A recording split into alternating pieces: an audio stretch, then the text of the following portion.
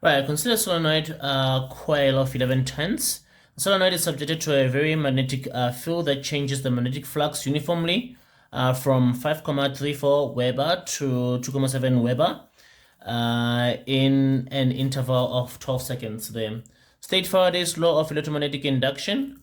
Faraday's law of electromagnetic induction says that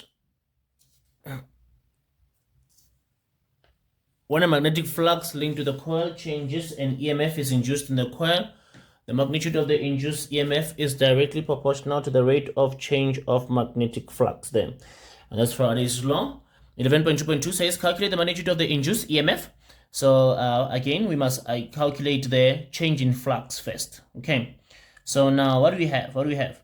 So we have the number of tenths. We have 11 tenths there for number of tenths, and we have it changes. Magnetic flux changes from initial of 5,34 Webers, and then it changes to a final flux of 2,7 Webers there. So now to calculate the change in flux is going to be the flux final minus the flux initial. Then the final flux is 2,7 to 2,7 from initial of 5,34 there. And the change in flux is going to be 2,7 minus 5,34, giving me a negative flux now. Negative change in flux, negative 2,64 Weber then.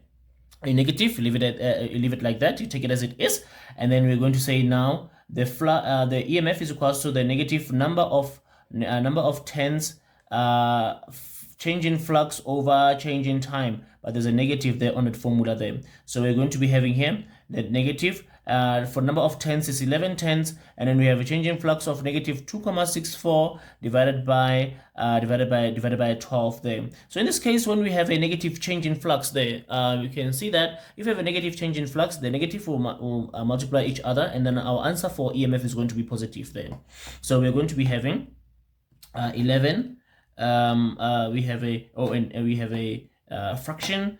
We have negative, and then we have a 11 multiplied by a negative 2,64 divided by a 12 there, giving us a 2,42 volts. The units are still volts there.